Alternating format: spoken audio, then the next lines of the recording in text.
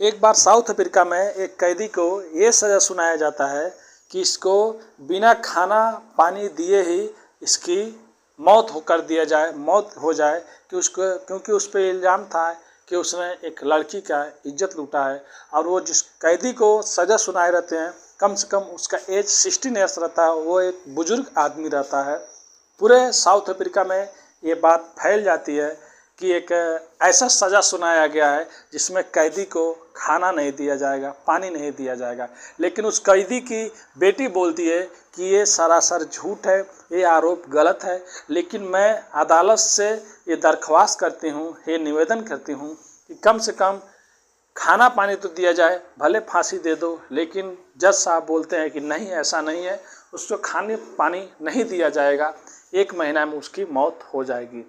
फिर वो लड़की बोलती है, ठीक है, आप खाना पानी मत दो, लेकिन मेरे को 1 दिन अपने पिता से मिलने दो, हर दिन मैं 1 घंटा अपने पिता से मिलूंगी।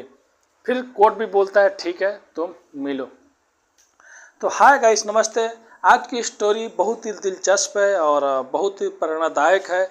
बहुत से लोग इसको गलत बोलेंगे, बहुत से लोग इसका समर्थन करेंगे। तो आप क्या करते हैं, स्टोरी को लास्ट तक ज़रूर सुनिए। अगर आप इस चैनल पे नए हैं तो प्लीज़ आपसे रिक्वेस्ट है, चैनल छोटा तो है लेकिन कहानी बड़ा लेके आया हूँ मेरे भाई, तो एक सब्सक्राइब ज़रूर कीजिएगा, लाइक ज़रूर कीजिएगा, जिससे मुझे भी हौसला मिल सके और न्यू वीडियो और अच्छी वाली मैं ला सकूँ। चलिए कहानी को शुरू करते हैं।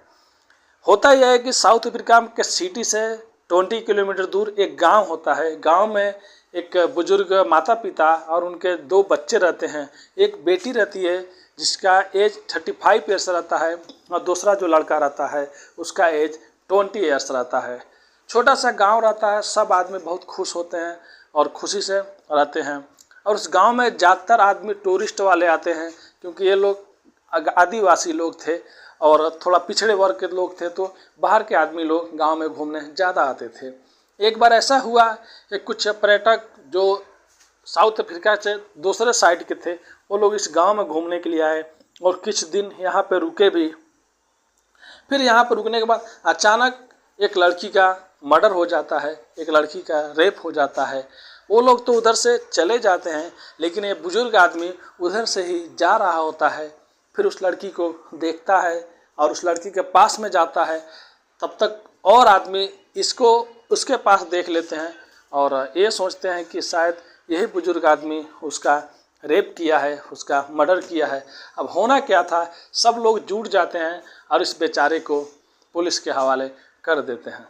कितना भी ये बोलना चाहा, कितना भी रोते रहा, लेकिन कोई भी इसकी बात नहीं सुना। इसकी जो लड़की थी वो लोग भी आए, पुलिस में मामला गया। फिर पुलिस यहाँ से कोर्ट में ले गई और कोर्ट भी जल्दी में फैसला सुना दिया। फिर होता यह है, जब लड़की बोलती है कि ठीक है, अब तो आप लोग फैसला सुना दिए, लेकिन ऐसा अजीबोगरीब फैसला पहली बार सुनने को आया था कि किसी कैदी को खाना पीना नहीं दिया जाए और उसकी मौत वैसे ही कर दिया जाए। क्योंकि बहुत ही दर्दनाक, जैसे लड़की की मौत हुई थी रेप करने के बाद, वैसे भी इस आदमी का, इस बुजुर्ग का मौत हो जाए। इसके बाद शुरू हो जाता है। फिर जेलर जो वहाँ का होता है, जो पुलिस वाले होते हैं, ले जाके जेल में काल कोठरी में डाल देते हैं और इसका सेल सबसे लास्ट में बना देते हैं, जिस सेल में हमेशा अंधेरा रहता है। क्या दिन है क्या रात है पता नहीं चलता है। और बोलते हैं कि इसी अंधेरे में इसका दम घुट जाएगा और ये कितना दिन ज़्यादा से ज़्यादा ज़िंदा रहेगा, 2 से 3 दिन ज़िंदा रहेगा और ये इसी काल कोठरी में मर जाएगा। वैसे भी वो जो सेल था, जो रूम था, सबसे लास्ट में था। पुलिस वाले 1 दिन में एक बार आते भी थे या नहीं आते थे, 2 दिन पे वो लोग एक बार आते थे। 1 दिन बीत गया, पुलिस वाले लोग नहीं गया उधर। दूसरे दिन बीत गया, नहीं गया। तीसरे दिन जब पुलिस वाले जाकर देखते हैं, थोड़ा टार्च मारते हैं, तो देखते हैं कि आदमी अभी भी बैठा हुआ है अपने जगह पे। और उसकी लड़की जो रहती है वो हर दिन 1 घंटे के लिए आती थी, लेकिन पुलिस वाले हमेशा चेक करते थे कि कुछ खाना तो नहीं लिया है, कुछ पानी तो नहीं लिया है। लेकिन वो बेचारी कुछ नहीं लिया करती थी, बस आंखों में आंसू लिए अपने पिता से मिलने जाती थी। 2 दिन 3 दिन होने के बाद, 4 दिन होने के बाद, 1 हफ्ता होने के बाद, ऐसे ऐसे करके ये मामला 10 दिन गुजर जाता है।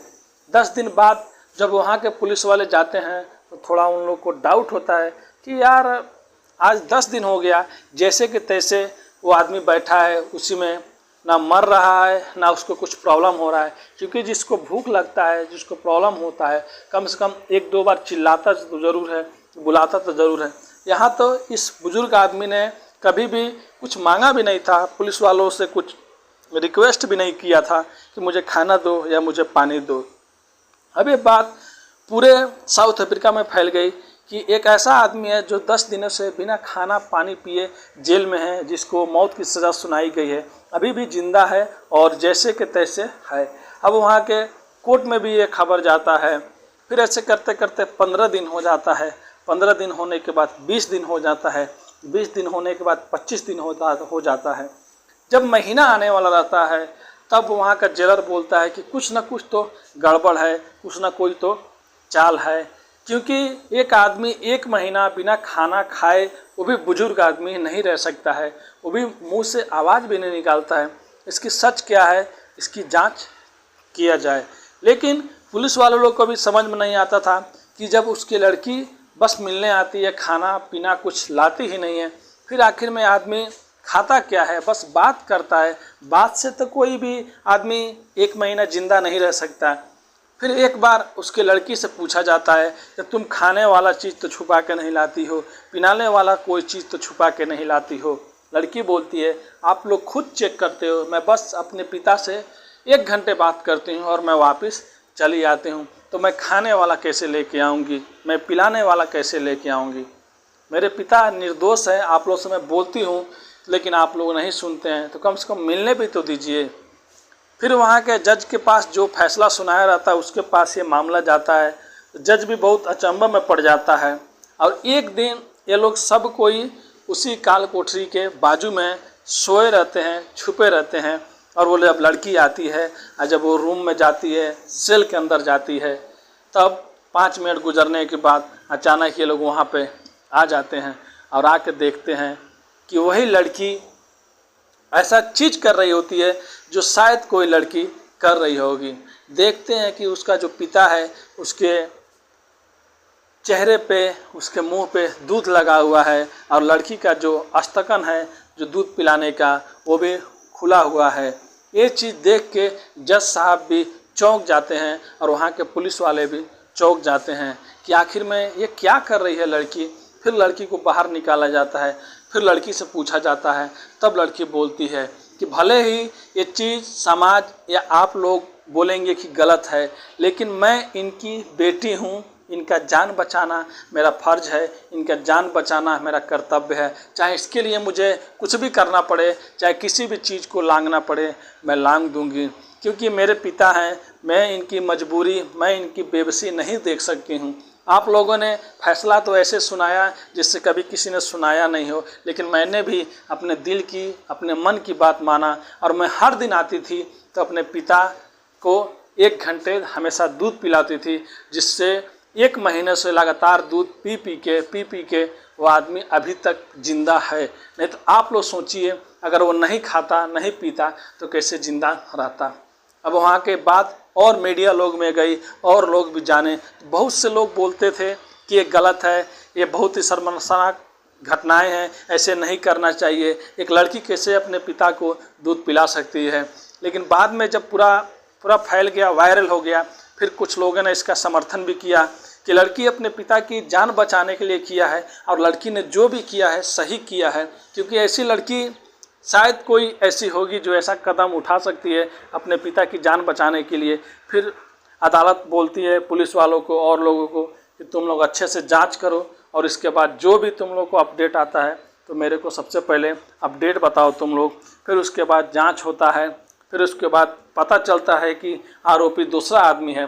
फिर इन दोनों को छोड़ दिया जाता है, बोले तो बुजुर्ग आदमी को छोड़ दिया जाता है और लड़की को भी शाबाशी दिया जाता है कि ऐसे मुश्किल घड़ी में भी जो कोई नहीं कर सकता था उसने उस लड़की ने किया अपने पिता की जान बचाने के लिए। तो उस लड़की के लिए आप क्या कहना चाहते हैं? आज की कहानी यही थी कि अपने पिता को 1 महीने अपना दूध पिला के ज़िंदा रखी और बचा के वापस लेके आ गई। तो आज की कहानी यही है हमारे दोस्तों। तो कहानी कैसी लगी कमेंट करके ज़रूर बताइए।